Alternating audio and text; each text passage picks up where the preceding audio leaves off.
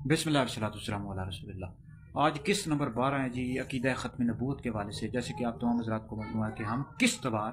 اور تفصیل کے ساتھ عقیدہ ختم نبوت کے حوالے سے گفتگو کریں۔ آج ہم گفتگو کریں گے کہ جنہوں نے نبوت کا دعویٰ کیا، جھوٹے نبوت کے دعوے کرتے رہے، تو نبی کریم علیہ السلام نے اپنی ظاہری زندگی میں ہی ان کے حوالے سے بتا دیا تھا کہ یہ بدبخت ہوں گے کہ جو میرے بعد میں اللہ کا آخری نبی میرے بعد نبوت کا دعویٰ کریں گے۔ سرکار نے ان کے نام بھی بتائے ہوئے ہیں، بدبختوں لعنتیوں کے۔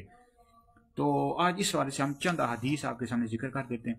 یہ جی حدیث ہے جی ترمذی شریف اور کتاب الفتن جلد نمبر 4 میں حدیث موجود ہے۔ حدیث نمبر ہے 2219۔ ابو داؤد شریف کتاب الفتن جلد نمبر 4 میں حدیث موجود ہے۔ عن ثوبان قال قال رسول اللہ صلی اللہ علیہ وسلم سيكون في امتی 30 كذابون كلهم يزعم انه نبی وانا خاتم النبیین لا نبی بعدی۔ حضرت سیدنا ثوبان رضی اللہ تعالیٰ عنہ سے روایت ہے، نبی کریم علیہ السلام نے فرمایا کہ میری امت میں 30 جھوٹے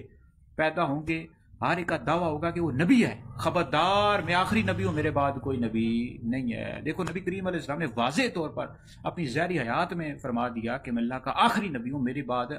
ان قریب 30 جھوٹے دجال پیدا ہوں گے جو دعویٰ کریں گے کہ وہ نبی ہیں، حالانکہ وہ نبی نہیں ہے، میں اللہ رب العزت کا آخری نبی ہوں۔ تو تمام مسلمانوں کا اجماع ہے، تمام مسلمانوں کا یہ عقیدہ ہے کہ حضرت محمد مصطفیٰ صلی اللہ علیہ وآلہ وسلم اللہ رب العزت کے آخری نبی ہیں۔ اور جو بندہ آپ کے بعد کسی کے لیے بھی نبوت مانتا ہے یا دعویٰ کرتا ہے، ایسا بندہ کافر اور مرتد، اسلام سے خارج، جیسے کہ قادیانی، مرزائی، احمدی کافر اور مرتد اسلام سے خارج ہیں۔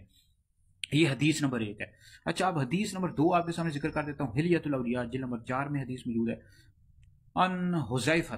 قال قال رسول اللہ صلی اللہ علیہ وسلم فی امتی کذابون ودجالون 27 منهم 4 نسوۃ وانی خاتم النبیین لا نبی بعدی۔ یہ مسند احمد بن حنبل جلد نمبر 5 میں حدیث موجود ہے کہ نبی کریم علیہ السلام نے فرمایا کہ میری امت میں 27 جھوٹے دجال پیدا ہوں گے، ان میں سے 4 عورتیں ہوں گی، یعنی ان عورتوں کا بھی دعویٰ ہوگا کہ وہ نبی ہے، خبردار میں خاتم النبیین ہوں، میرے بعد کوئی نبی نہیں ہے۔ آپ اس حدیث میں 30 کا ذکر تھا، سرکار نے فرمایا اس میں 27 کا ذکر ہے۔ تو آپ کو پتہ ہے ایک عدد کا اگر ذکر کر دیا تو یہ تو نہیں ہے کہ زیادتی کی نفی تو نہیں ہوتی کہ زیادہ نہیں ہو سکتے، زیادہ بھی ہو سکتے۔ تو بہرحال یہ سرکار نے فرمایا کہ ان میں 4 عورتیں بھی ہوں گی، یعنی وہ بھی دعویٰ کریں گی۔ حالانکہ تمام مسلمانوں کا یہ نظریہ عقیدہ کہ کوئی بھی عورت جو ہے نبیہ نہیں ہے، اللہ رب العزت کی ولیہ ضرور عورتیں ہوئی ہیں، جتنی بھی خواتین ہیں وہ نیک ہیں، اللہ رب العزت کی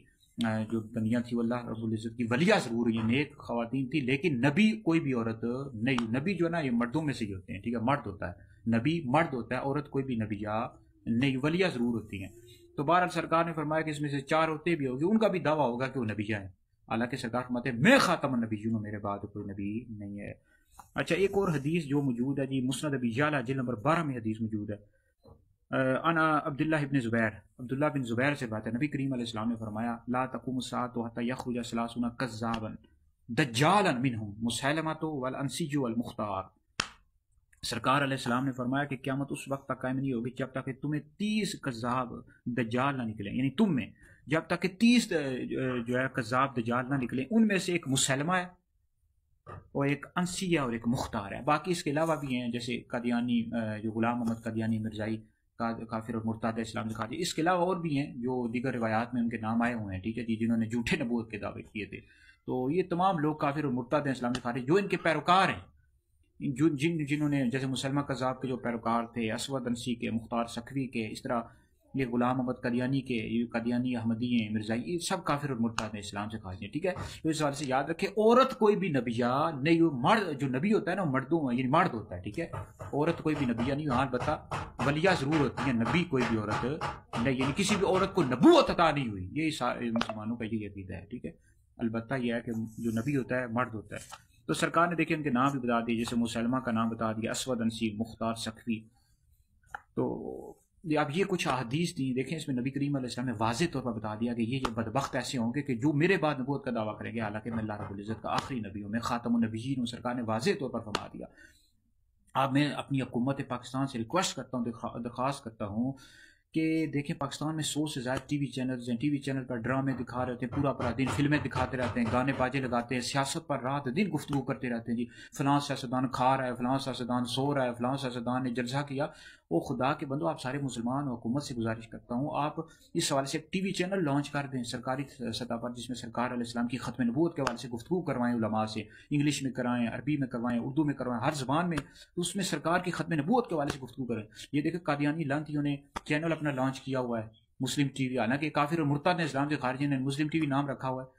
تو بھائی پھر لوگوں کو بتایا جائے ہمارے مسلمان ہیں وہ بیچارے پھنس جاتے ہیں جہالت کی وجہ سے، حالانکہ اسلام میں جہالت عذر نہیں ہے، ہر مسلمان کو چاہیے کہ اپنے عقائد کے حوالے سے سیکھے، اللہ رب العزت کی وحدانیت کے حوالے سے، نبی کریم علیہ السلام کی ختم نبوت کے حوالے سے، صحابہ اہل بیت کے حوالے سے سیکھے، ضرور عقائد کے حوالے سے سیکھے۔ حکومت کا فرض ہے بھائی یہ ٹی وی چینل کے جو مالکان ہیں، خدا کے بندے پیسوں کی خاطر آپ یہ ڈرامے لگا رہے ہو، فلمیں گانے بازی، آخرت کا عذاب بڑا سخت ہے، دنیا میں تو مزے کر لو، پیسے کروڑوں روپیہ کمال، اربوں روپیہ کمال ان ٹی وی چینل سے بے جائی پھیلا کر، لیکن آخرت کا عذاب بڑا سخت ہے، قبر کا عذاب بڑا سخت ہے۔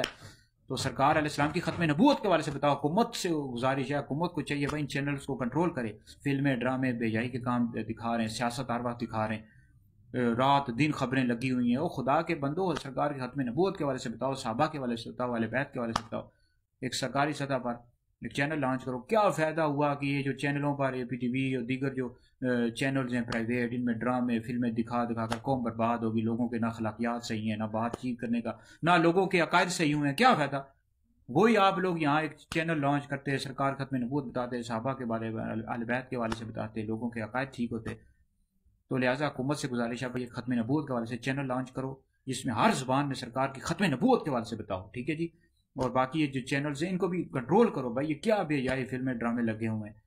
ہر وقت سیاست دکھاتے رہتے ہیں جی، فلاں تحریک فلاں تحریک۔ تو ہم ختم نبوت کے حوالے سے ان قادیانیوں بدبختوں کا علمی تعاقب کریں، یوٹیوب چینل پر، فیس بک پر، سوشل میڈیا پر، اس طرح ہمارے حاضری دارالافطار سنت کے توجہات بھی آتے رہتے ہیں، انشاءاللہ ان قریب کتاب بھی جاری کریں گے ختم نبوت کے حوالے سے،